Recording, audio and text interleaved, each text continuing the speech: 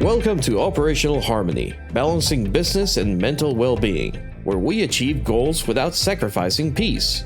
Our host, Nikki, is the owner and founder of Nikki's Office, where she specializes in providing comprehensive office management services, coaching, and scheduling for organic social media plans, as well as creative media editing.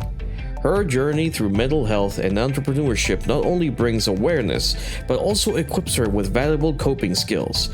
This unique experience offers a fresh perspective on approaching challenges and innovating in different ways. Let's introduce our guest. This is Dwayne Morton, and I'm very thankful to have you here as the listener. I know that you could be doing anything else, and so I appreciate you taking your time to hear me. And so I want to thank the host, Nikki, for inviting me to be able to share my story. So just to let you guys know a little bit about me, is I'm Dwayne Morton. I am a former international basketball player, and I'm here to tell you about how, as a former international basketball player, I had to overcome a few adversity type situations. And so that's what I'll be talking to you about. And so I was diagnosed with a rare blood cancer at 29. And through my journey, there's some things that I had to push through. And so at 29 was really where I faced my biggest adversity.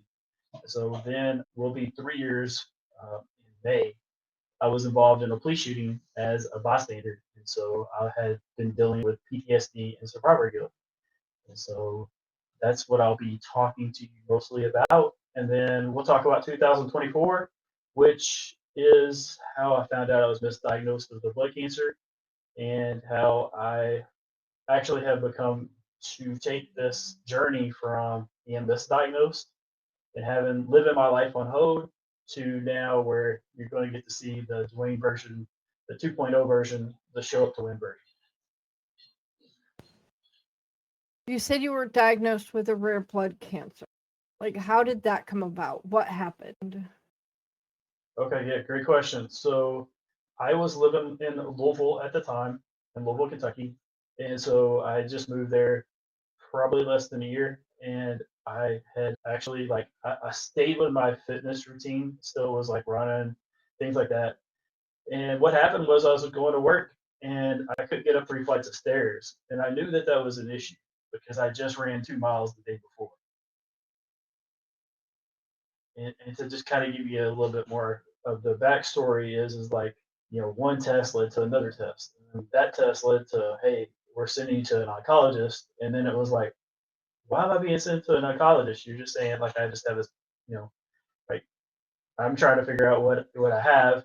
You're sending me out to an oncologist. And for some of the people who aren't familiar, an oncology is a cancer doctor. So, that I was freaked out. And so also the other thing that I will share is my grandfather passed away from a rare blood cancer.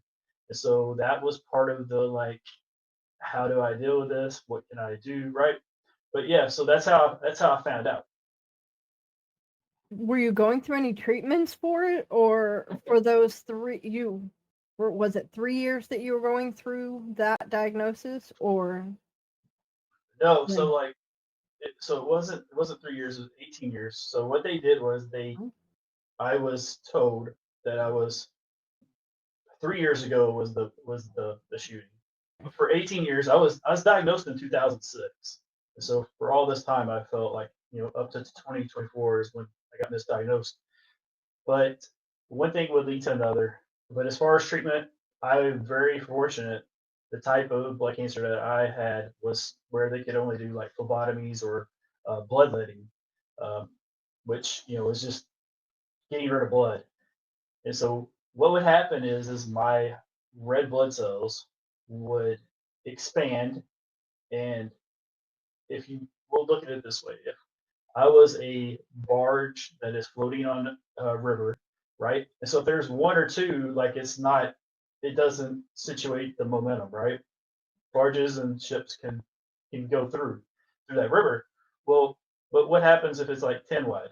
Then they're all jammed up, and there's friction. There's no way that they're going to move really slow.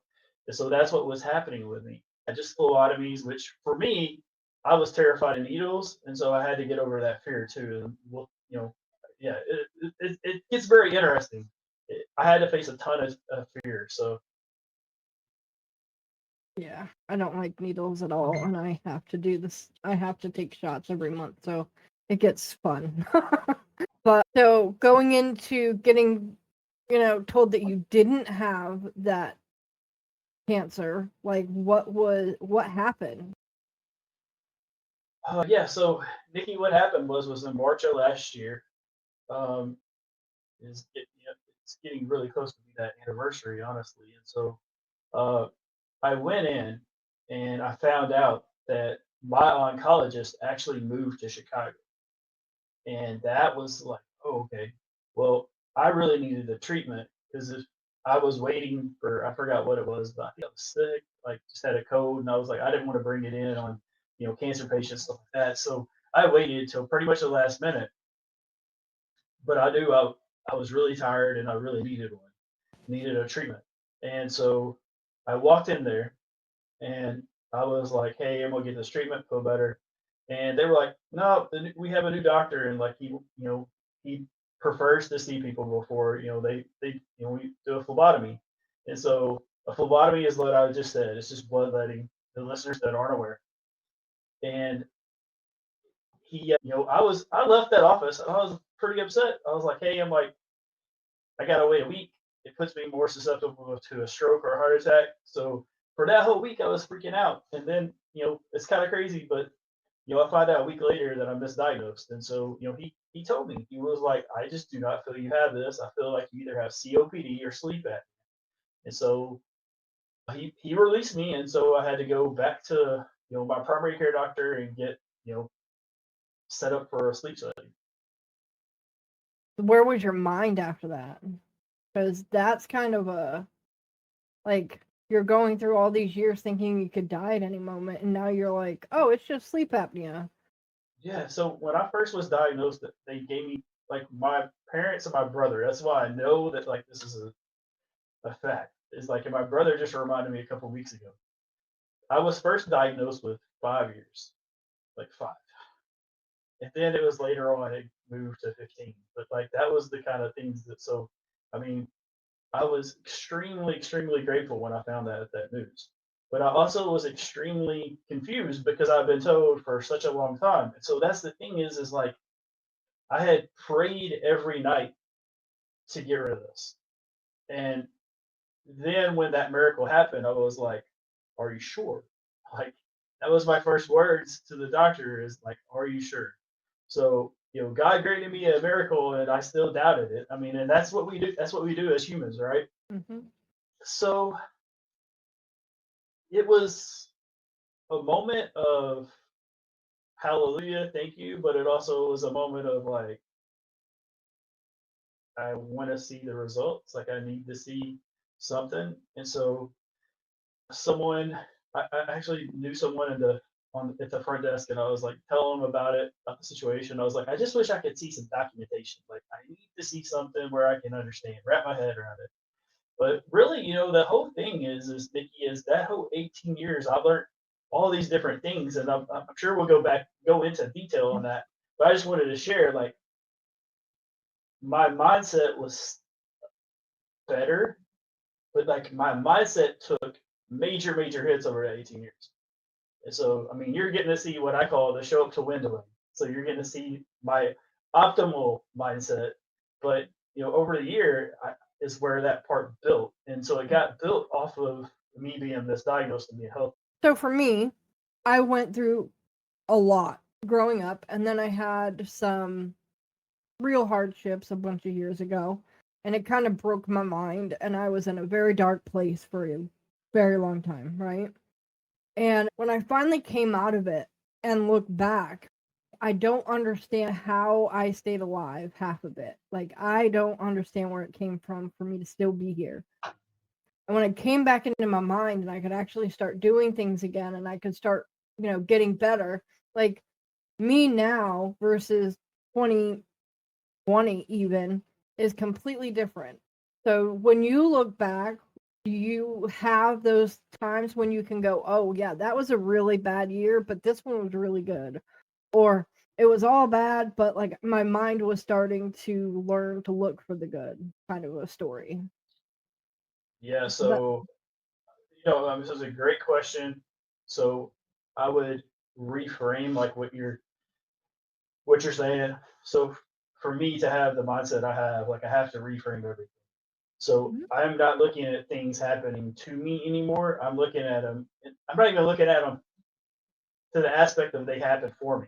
Like they got me to this spot. No, like things happened through me. So like things happened and it went through me so I can serve and so I can facilitate, right? But like it took a it took a tremendous amount of work to get there. So what I would say for you is like you were talking about how you didn't know how you got through the past. So for you and your listeners, what I would tell you and my advice is to say, give yourself grace. You got here because you got here. Let's don't we are trying to be complex all the time. We don't need to be complex. Like let's be simple. Like you got here. So whether it was through someone dragging you to that point, or if it was something that you were just like every day you broke down crying, and then you were just like time healed wounds, right? Like you hear that all the time, but like it does. And so it's kind of like that. The key is you gotta be aware of like what built you, but you don't have to always like you don't always have to look at it. Like the past, when you concentrate on the past, you get depressed, you get sad. But like if you use that to fuel you, then you're more concentrated on the present. So the present's the gift. Like that is the magic sauce, okay?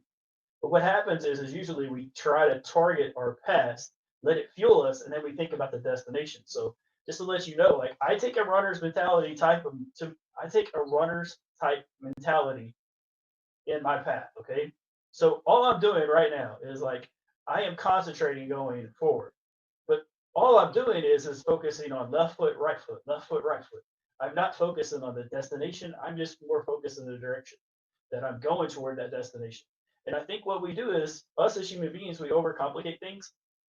And that overcomplication doesn't allow us to use our instincts and our God given ability to actually be adaptable. Does that make sense? So it's like when I talk Mhm. about having a runner's mentality, let's just say I got a bill that I wasn't expected, or you know, if I was working in a 9 to 5, like I lost my job, like those are potholes. Those are life. Life is going to happen. Life always happens at some point, right? So I look at them as potholes. So my job is just to run, and when those things happen, I swerve. You have to swerve. You have to be adaptable. Does that make sense? Mhm. So I think Yeah. I answered parts of your question, but also like I also feel all of that 18 years prepared me for me to be here. So I'll say that again. All of those 18 years prepared me to get me here. I'm not saying it wasn't challenging because it was. It was very challenging. But what it did was it allowed me to know, hey, I got through this. How I got through it does not matter. I got through this. And this put me to where in a spot where I possibly in my 18 years, if I was healthy, couldn't have got to. Does that make sense? Mhm. Yes. How did you develop your mindset? Because not everybody has that mindset. So where did that come Right. from? Well, so part of it was for sports. I was very self-disciplined. Now, did I go through parts of my life and parts of my athletics where I wasn't self-disciplined? Yeah, there's absolutely. But here's the thing: is like those were choices, those were decisions. And so no one made me go outside when I was 4 years old. And I know this was I was 4 years old, but we didn't have basketball goes where you took the height down. Okay, so I practiced on 10 foot go. So I would go out there for I don't know hours at a time, and I would throw this basketball up at the hoop, and I was just trying. I wasn't trying to hit the shot. Okay, I was trying to hit the net, correct? And then once I hit the net, it was to hit the rim. Oh, maybe it might go in. And so that's the thing is we have to change our direction, our trajectory. Does that make sense? Mhm. So that's what it did. So that it created a self-disciplined young boy, and through that, as we go through life, and as we go through, that's where we start going into our fears, our limiting beliefs, and stuff like that. So I was going through the same thing as everyone else. I had those things that like were setbacks, but like your setback is only to set up your comeback. Okay.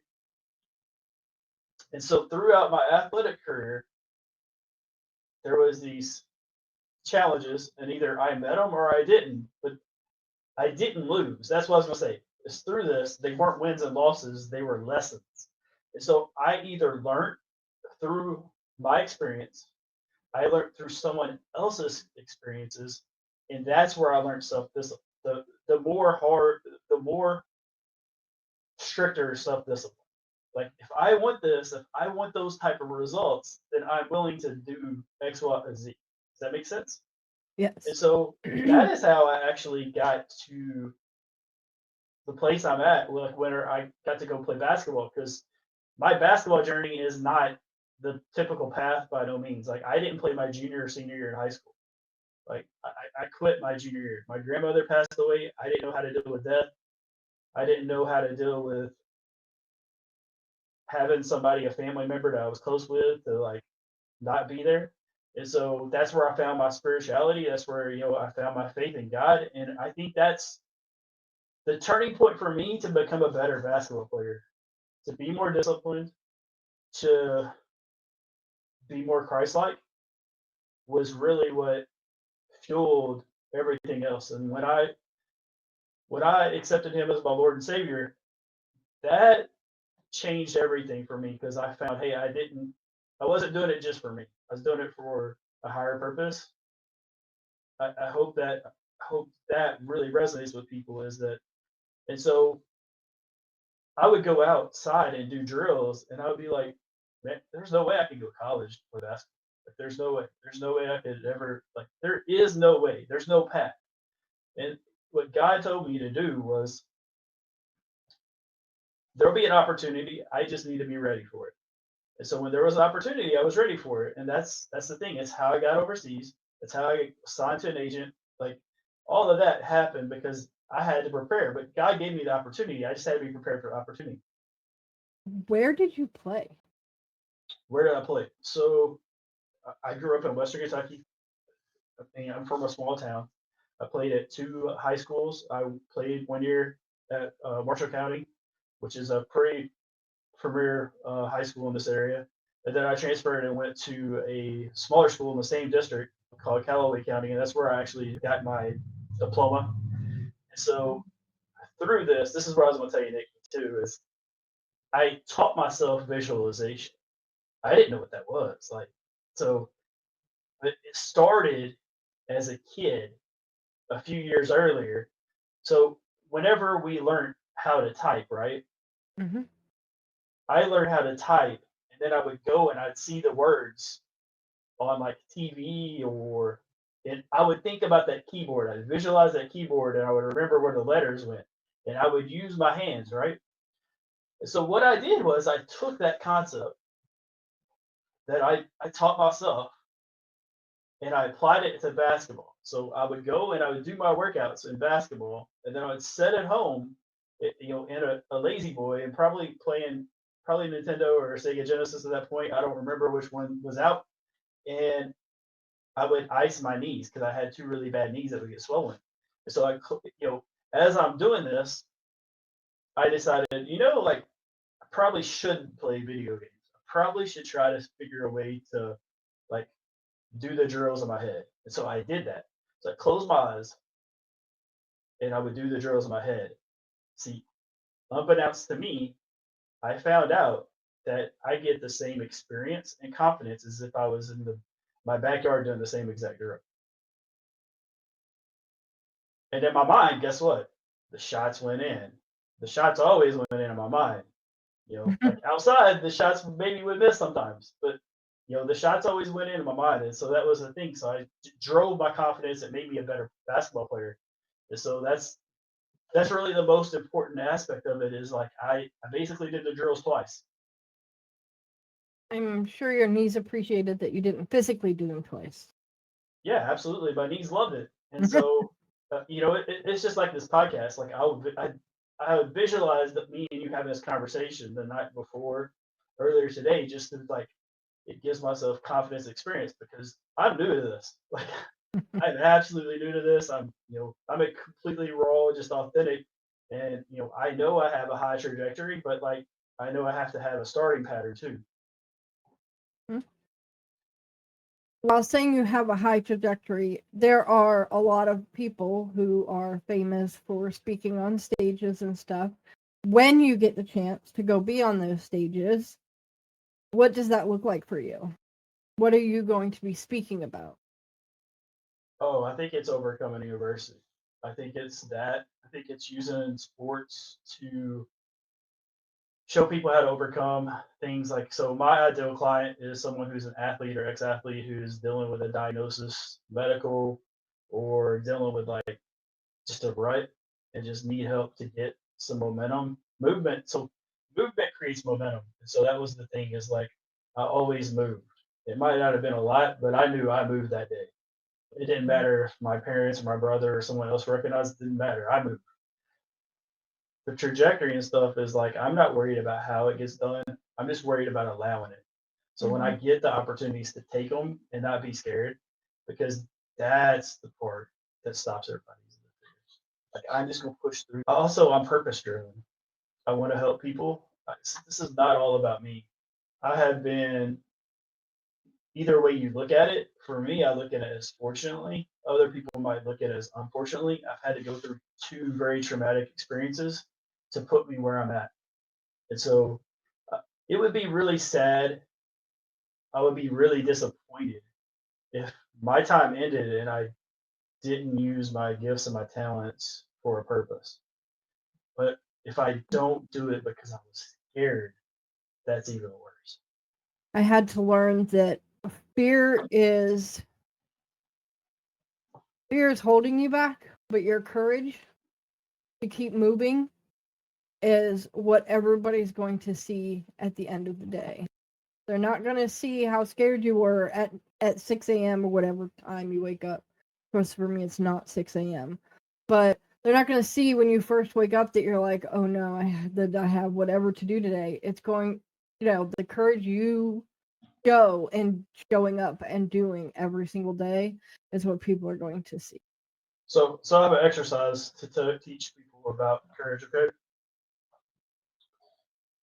turn off all your lights and have a flashlight in your hand, and just think how everything's dark, right? But when you turn on the flashlight and you're able to eliminate parts of it, you start feeling more secure. So we can look at it back in the caveman days, same thing they had when they had fire and they had torch, and they were able to explore the caves. So that's the thing is like courage is that light. And so it can be either God given, like we can pray for it, or like we can establish it by illuminating the light to know the area.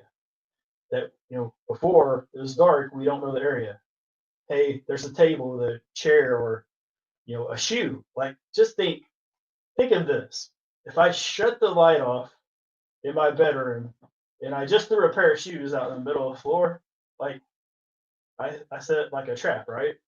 And I don't even know where it's at. Like I was just throwing it. But if I had the flashlight, I can go and I can locate and I can find the shoe and be like, okay, take away the trap. Does that make sense? It's the same thing. Mm-hmm. It's just like our minds are so powerful. It's our limiting beliefs that stop us.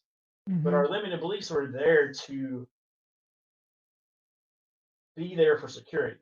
It's just we live very complex lives compared to like how humankind and human nature was built for. So when we see a bear, like when we were in the caveman days or a dinosaur, it was a really good fear. It was to keep us safe. But like public speaking or being on your podcast or being on someone else's podcast, like those are pretty minimum fears. But That's the ones that are terrified of people. And then there's another aspect of it is we ask students every day to do stuff that most adults are too afraid of or too scared of. But we expect an 8 to 10-year-old kid to, hey, get up and like tell us your favorite thing. Hey, come to the front of the class. Like, so isn't that kind of odd that we're asking these kids to be courageous and brave, and then most adults can't do it or won't Mm-hmm. do it. I don't like the word can't, but they won't do it. Yep. Now you see that when those Maury Povich used to have guests on that were absolutely like couldn't see a spider or they'd fall apart screaming and crying. And he had one, they had different people, different things people were afraid of that they would do that to. And then they had somebody that would help them get over their fear, and they'd show them coming on later and like not reacting to the spider. And while I was still reacting to the spider, even though it was on TV, and I wanted no piece of that, like, no, keep that in the box. But it was wild to me, first of all, that they had that strong of a reaction to whatever. Because while I may not like a spider, it's not going to make me cry. I'm not going to, I'm going to start yelling for somebody else to come get it.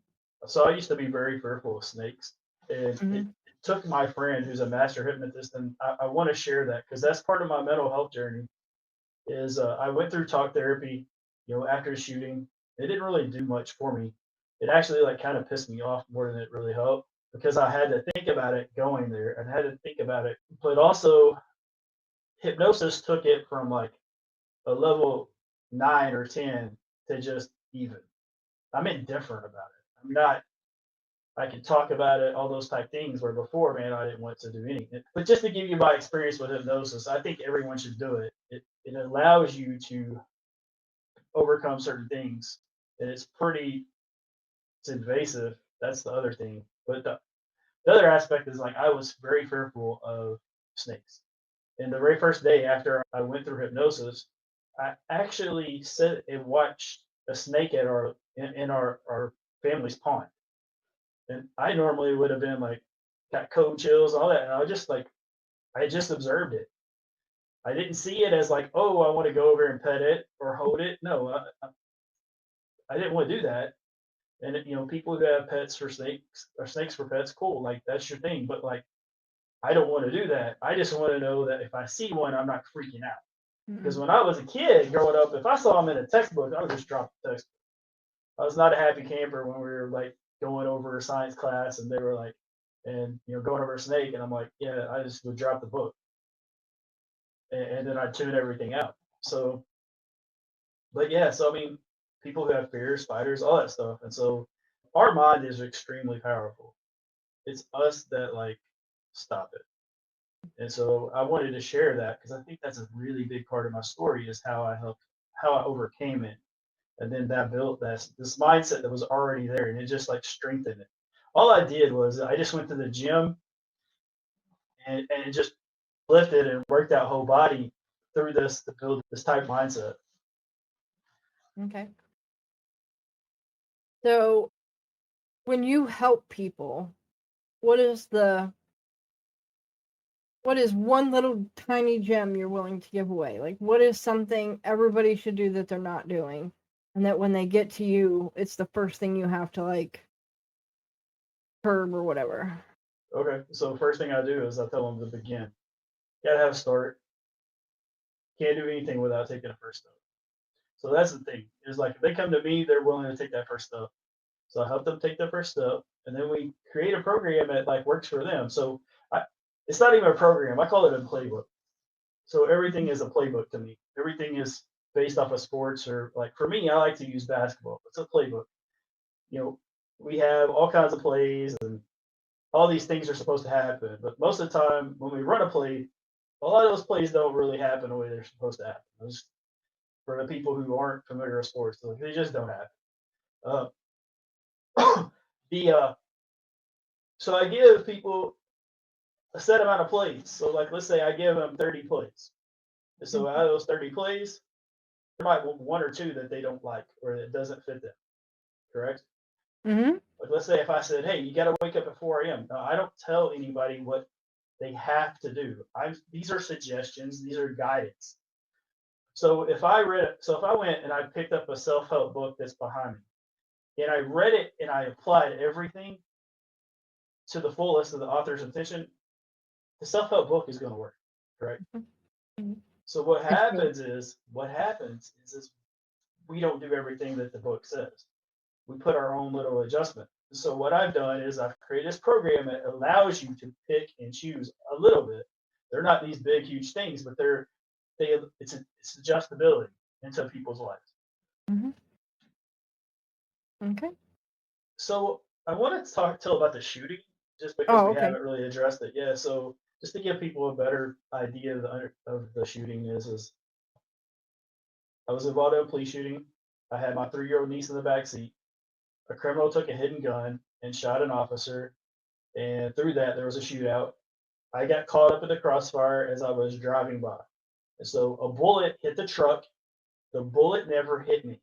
Okay, the bullet hit the seat pillar, which is where the roof of the truck and the bed of the truck. There's a piece of metal where those meet. Okay, and if the bullet would have went to the left, it kills me. If the bullet goes to the right, kills my little niece, who's 3 years old at the time.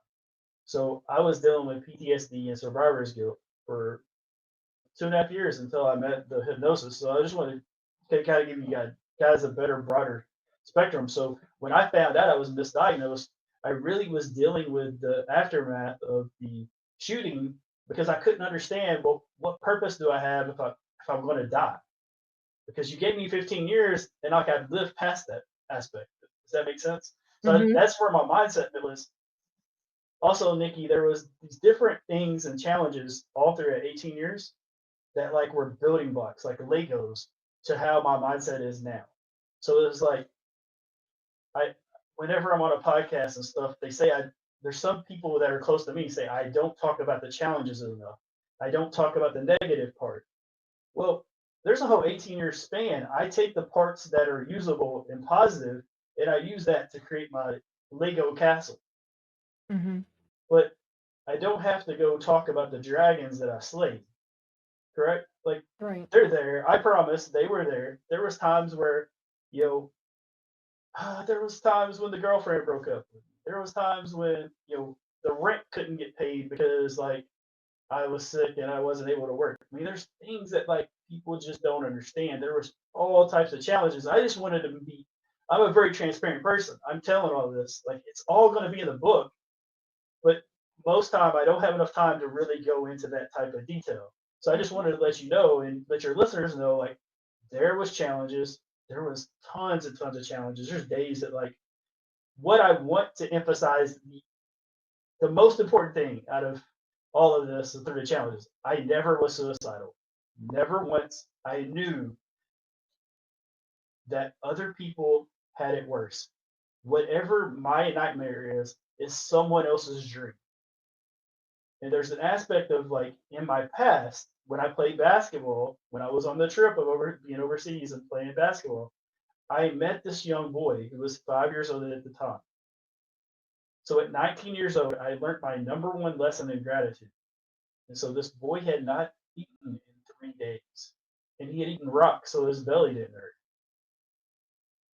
So I never had to worry about food, water, or shelter ever in my entire life. So I always knew someone else had it worse. So when I got diagnosed, same thing. Someone has it worse. When the shooting happened, someone has it worse. So that has always driven me. That's always inspired me that like I have more pieces of the puzzle than someone else. I might be talented more than someone else. So I really want people to really reframe that like our resources and the things we do not have is usually our focus point.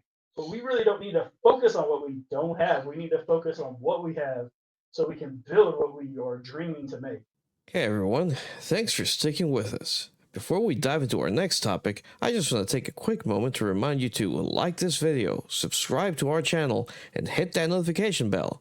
That way, you'll always be the first to know when a new episode drops. And we want to hear from you. What topics are you most excited about? Drop your thoughts in the comments below. Your feedback helps us create content that you love. We've got some exciting stuff coming your way, so don't miss out. Now, let's switch gears and jump into our next discussion. We are going to talk about kind of what entrepreneurship looks like in 2025 from what people are thinking of anyway, right? So far, everybody is saying that 2025 is the year of making real connections. It's not about having, AI tools are there, you're going to run into them, but it's about having a real connection with people, real connections with the people on your social media, on your email list, that kind of thing. Because not everybody on your email list is the same person. They all have their different things. So breaking them out into sections or whatever, however that works for you, and sending things that are maybe a little bit more personal to those groups is better than just one to the whole group.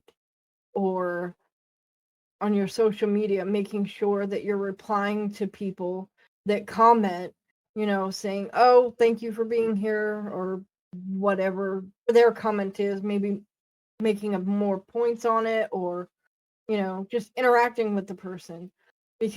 But we want to actually interact with our audiences, and we want to build on that and make sure people know that there's a real person behind the brand. Like you sharing your story for people, now the people who come to you for coaching know more about you before they ever get to you, and they know that you are the person they want, and they're going to be willing to pay the money to do that, because you're out there and you're building the know, like, trust without even knowing that you're doing it. Right. So entrepreneurship is extremely important to me. I was very fortunate. My parents owned a small business when I was like 4. I think my dad, when we became self-employed, when he became self-employed. I believe it's extremely important, especially in today's terms, to be able to take responsibility, to take ownership of what you want. And so my parents gave me that gift of seeing the hard work. Mhm. So my dad owned a exhaust business, so he put on car mufflers. So here's the other thing I'll tell you. Like I said, I'm 100% transparent. Neither of my parents went to college. My dad was actually a high school dropout, went straight to the Navy. So I learned these valuable lessons that they told us. Like my dad, he said, "Hey, you need to get your high school diploma for sure." He's like, unless you want to work with your hands like me, like if you want to make money, it's hard work. That was his part of the mindset that was given to me. But through my childhood and through different aspects, like I learned how to grow a business, but how to maintain a business. Most people can start a business. Most people can grow a business. Most people are the most challenged with maintaining the business. And that is honestly, that's because they're not ready to be a business owner. Most people who are business owners that don't understand how to be sociable. So here's the thing. I treat people like how I want to be treated. So somebody can be an asshole to me and I'm still going to be I'm going to be flexible. There's going to be points where I'm going to have posture and I'm going to have to be like, hey, I don't want to work with you. Like, that's the other aspect. And so throughout business, we have to learn these lessons. And if you don't learn the lessons that are given, then guess what? You're going to get more lessons, more struggles, more challenges. And that's part of the problem with entrepreneurs is that they don't want to learn. They just want to do the thing. You can't just do the thing and make money. You have to be personable. Authenticity is like the number one thing. But most people will tell you it's like It's not. But if someone actually likes you, that, and I don't mean that from like a people pleaser side. I just meant like they respect you. Mm-hmm. And as long as they want to do business with you and you do business in an admirable and consistent and also in a servant type of manner, you're going to have a successful business. But let me ask you a question, Nikki. If you sent me an email about your podcast and I let it sit in my inbox for 3 days and I didn't say, oh, hey, I'll get to you later, right? You're probably going to lose some like, know, and trust, right? Mm-hmm. So apply that to a business person. Like if I said, hey, I'm looking for XYZ, and I send these emails or I send a message and over 24 hours they don't comment. You see where that's part of it. It's like we have to do unto others as we want others to do unto us. Mm-hmm. And I feel other people don't live by that golden rule, or it's just basic, simple, common sense stuff. And we live in a world where common sense is very lacking. But if you just apply business practices on common Mm-hmm. sense, you're going to be really successful. But if you treat people the way that you want to be treated, it's going to be treated. Like there's times when you should give a refund. There's times when if you don't deliver, does that make sense? Like if you Mm-hmm. don't deliver, then that person came into a contract to get that delivery. They want results and results that you promise to get them to. So that's the thing. I think that just most people, they're more wanting the money. They're wanting the greedy part, and they don't realize that it comes with a attachment of a service that they have to provide. Mm-hmm. So I do something that I know a lot of people that I know who are entrepreneurs don't do. Is in my inbox right now, I think I have 5 emails that I've read, and I'm holding them back because I need to be reminded of them not to take care of them later, but because they're not ready to be done yet. But there's only 5 they're read emails. If there's any unread emails in my inbox right now, they have come in since 11 o'clock this morning when I started doing meetings, right? So, and I will go in later and I will get rid of them. I will put the ones I need to into folders and, reply back to people who I need to reply to and do the work that I need to do that are in some of them. But my email never has that little thing on it that says 550,000 emails unread, because every email that comes in gets handled wherever it needs to go after I've read it. So I don't have that hangover because it was hanging over my head and I was missing things when I had So 1,000 let's take emails. away hanging over your head, okay? Hanging over Mm-hmm. your head, we don't want to take that. So here's the thing: is a lot of the sayings that we use are actually like kind of bad or negative toward us. But like hanging over your head, let's don't just hanging over your head. Guess what that means? That means like if it falls, it's going to crush you. We don't want that. Like it's sitting beside me. It's sitting beside me. It's ready for me to handle, rather than hanging over your head. So like let's take that and just like so. Another one of my mindset things is just I like to be like a little kid. I like to just rip the piece of paper up, but wad it up in a piece, a ball, and just throw it in the trash can. And so you won't believe like how great of a mindset trick that is for you. It's like it just when you see something you don't like, just think of it as mentally like just widen up that idea as a wide piece of paper and just throw it in the trash can. One of the entrepreneurs I have a connection to because I know them. I know that she says her husband laughs at her all the time because she's always got like a bajillion emails waiting for her in her inbox. When I was ignoring my inbox and it was full of just everything, I was missing things that I needed to do because it was getting buried by the things I didn't need to do. So I decided on my own to go into my email and take care of it because I needed to be able to get those items that I needed to work on quickly. And that happens when you only have so many things in your inbox. Right. I It's mean, not going to get so missed that way. it's very difficult. Communication's key. Mhm. That's the other thing, especially with business owners, like communicate. But if you just, I'm really big between making a difference between reason and excuse. Okay. So if you call my phone, if I don't get it or it doesn't ring and I don't get your message, that's a reason that something didn't happen. Okay. Okay. Mhm. But an excuse is if you kept calling me and I didn't call you back. So same thing is like people who let their inbox full of business inquiries and they're not prioritizing the things, then that's called an excuse. And are they prioritizing their business? No, they're not. I mean, and I'm not saying you don't have to. The other part is I'm not saying like you have to be business, business, business. But there's a Mhm. point where you got to prioritize, make some time management stuff, and get to things in a timely manner. But here's the thing: I didn't get into entrepreneurship to just work 24 hours. Mhm. No one did.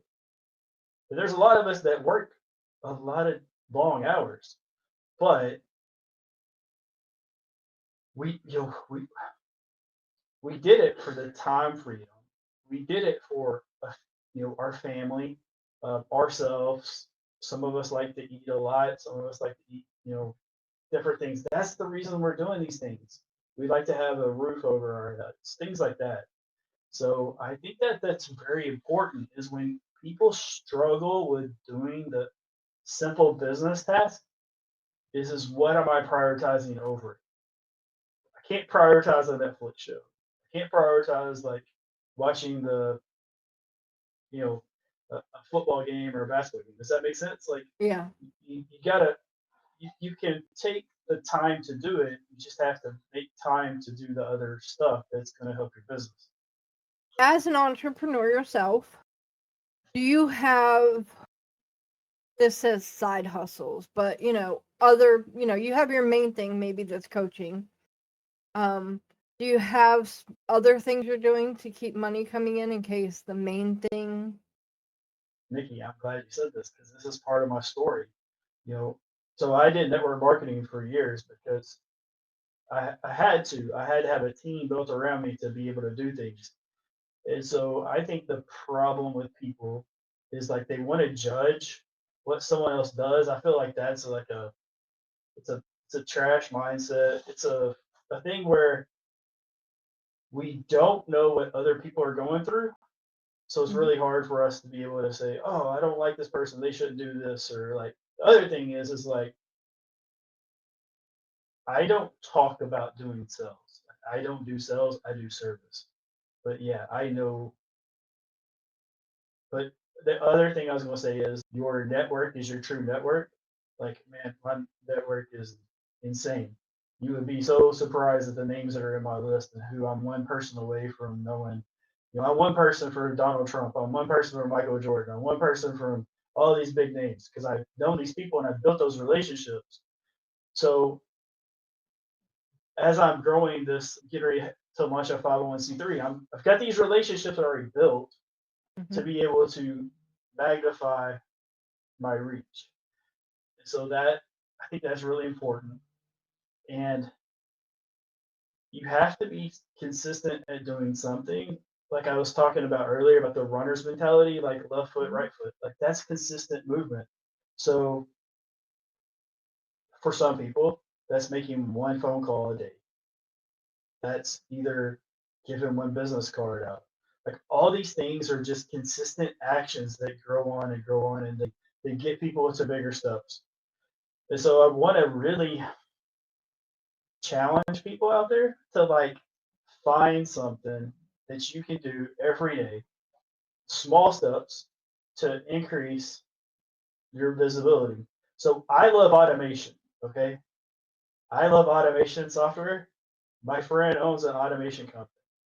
And when he showed me it, I was like, oh, Nikki, my automation software is how I got my first speaking gig. Everybody tells me that speaking is like such a really difficult struggle, right? I got my first speaking gig in 3 days. I was saying, hey, I see myself as a speaker. Oh, like 3 days later, someone actually reached out to me through someone else. Like someone else recommended me, but my comment was right above a Facebook post that they had, like that was in that Facebook post, that comment. So my comment was a little bit ahead of theirs, and they were like, "Hey, yeah, ask him. He just started speaking. He'd be a really good speaker. He's got 2 tremendous stories." So visibility is the key, and so the more visible you are, more people will know that you're out there doing what you're doing. And so for me, I do automation. I love AI. I'm also connected to some two very rare air people who are in the AI space. But I'm always looking for like side hustles and that type of stuff because guess what? I find the people who really need my support, maybe need to know some coaching, some business coaching things. I'm not afraid to listen. I'm open minded about business opportunities. That's what I was going to say. So far for me, the only side hustle I have is, well, I have a couple, but my podcast is a side hustle at this point because that's where it's at. And I do affiliate. So on some of the programs that I use, when somebody asks for my opinion on something, I'm like, hey, I have an affiliate link, but I wouldn't be using it if it didn't actually work and was good. So here you go. Right, absolutely. I love affiliate stuff. Like affiliate stuff is really good. And there's a lot of companies that like do affiliate stuff. So also like I want to tell you about a new program that I have. Like I haven't told anybody. It's not been on any other podcast as far as so I have a relationship that started last year about this time. And as I was talking to him about building my 501c3, I was trying to get someone in the credit space. And I remember that I was introduced to some people and became pretty decent friends, acquaintances. And so I was like, hey, I'm gonna reach out and see if they would be interested. And so the first people who was like, hey, I want to work with Dwayne Morton in this type of way where I get on podcasts and I talk about it is a debt elimination company called Triton Financial. And so what they do is they're not a big one size fits all, like type debt consolidation company. They're actually going to look with you. They're mom and pop. They're very small compared to other big companies, but it's not a one size fits all. They're actually going to give you the advice that you need to have to be able to make the decision of like whether this is for you or not. So if you have 20K worth of credit card debt, like give them a phone call. I'll have the link. I'll give it to you, Nikki. We can drop it. But I feel like it's a way to help people because there's 60% of Americans right now that have over 20K of credit card debt, and they don't understand that like those interest rates are going to smother you. Like you are going to be in debt for a long time on those when you get it past 20K worth of credit card debt, it's like, hey, if you could get a lifeline, most people would be like, yeah, I'd love to have a lifeline. And so they teach you how to do it. And then once you're done, they're going to help you repair your credit. It's all built into the system. And so if anybody wants to know more about it, Nikki will drop the link. And we can either get on a phone call with me or with some of my guys in their company. Mm-hmm. So I just want to share that. It's the first time I'll share it. I just thought, hey, this is a great place to share that. And so, but I think financially, a lot of people really struggle, especially ever since COVID, and things had to get worse. So Nikki, most people would not have looked into like a side hustle or that type of stuff until COVID. Mm-hmm. No one cared because they were like, well, I got this job I go to, and they were always balancing the security rather than the actual benefits of doing other stuff. Mm-hmm. So I think that's really important. And so in this day and age, we have those type of things, especially with the internet, it's incredible. And so the other thing is I use automation, and the reason I use automation is when I was sick, I wish I would have had it because I would have been able to compete with the other people when I was doing different things. So just wanted to share that. I started my business. Well, my business was started while I was brain dead, and I was helped somebody I met who was like, "Oh, can you do this for me? Because I know how to use a computer." And he's not the best at that.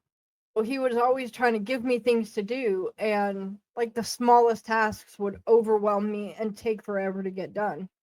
And then once I came back to my mind and I was able to do things, it grew from there. And so my business has always been kind of one of those things that I did because it helps me in the way I need it to for my mental health. Like I need to stay out of my head and just keep helping other people get things done for them. And it's helped me be able to live life, obviously, because I make at least a little bit of money at it. Right. So, So Nikki, I just want to say is like, I have a friend of mine who she has cerebral palsy, and she started using AI because she was able to actually have a voice, mhm, and she was pretty much mute. Most people wouldn't pay a lot of attention to her. But because of the way the online space with AI, she was able to facilitate that voice that she didn't have. And mhm, so I cannot tell you how many people who have had some type of, I don't want to use the word disability. Like, I just don't want to use it, but like different challenges. mhm, And so what we're finding out is people who are autistic or they identify with something. mhm, They're able to be seen and heard in a different way because of AI, because different types of software. I think that's extremely technology is such a beautiful thing for people like that mhm, actually have struggled or like they've been limited because of like a health or something like that. So I just wanted to kind of share that. I feel like with your brain injury, I probably have met more people in the last year and a half with people with brain injuries. So I have friends who had it for a very short period.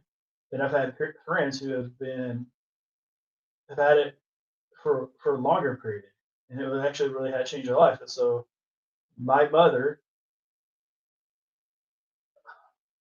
she was involved in a really bad car accident when I was 18, 19 years old, and her and my brother were in a car accident, and my mom's mental capacity has not ever been the same. Like she's kind of one of my inspirations of like when it gets into business type things. So I always worked in the back part of the business, like the office manager stuff. Like I helped like accounts mhm, receivable, accounts payable, receivable, and did those type of things with her.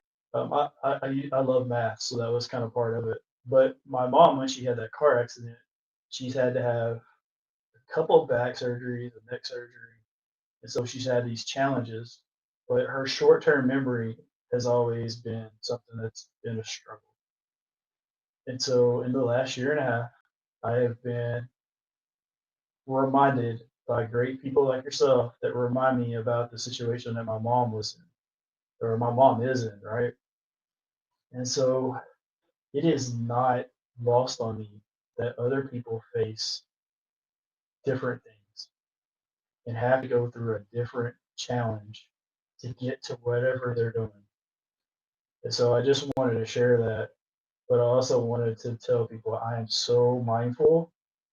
I listen, I hear you, and I don't know. Maybe Nikki, me, and you will get together and we'll try to figure out another way for a 501c3 or something like that we can do to help. But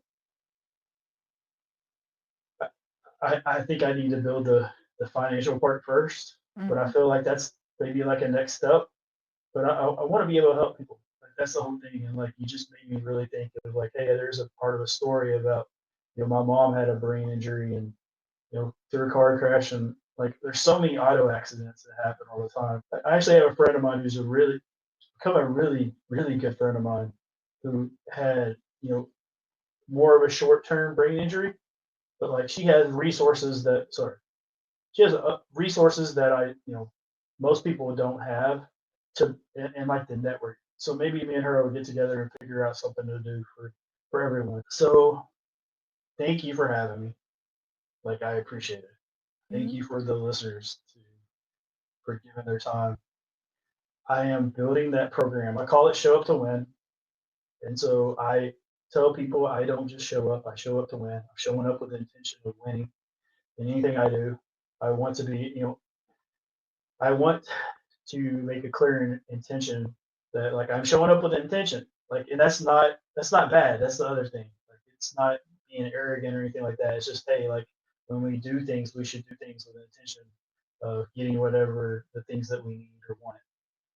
And so I tell people all the time, I practice like it's a championship game. So the championship games only feel like practice. And so I had built the program Show to Win, the community. It's going to be like a life brand. It's going to be something like Live Strong, I believe. Mm-hmm. And I'm building that community, keep me consistent, keep them consistent. And so if you would like to know more about it, it's not officially launched. I believe I'm going to launch on February 1st. But you can go to showuptowin.info. Now it's not TO, it's the number 2. So show up the number 2 win.info. If you go in there, put your information in, it'll just it'll notify you when the site goes live. And so I'm really hoping, praying to get this thing up February 1st. And there, you don't have to put your phone number in, but if you put your phone number in, there's probably a reason, probably a really good thing. I'm probably going to reach out to everyone and give them a call and just find out how and why they want to go to this program. And so and then also, like, I have automation tools that for business that most people feel like automation is probably too costly for them. So we can get my info through Nikki, and I'll tell you a little bit more about how I might be able to automate their business or show how to use AI. And thanks for everybody to tune in, and thanks again for being such a gracious host and asking me wonderful questions.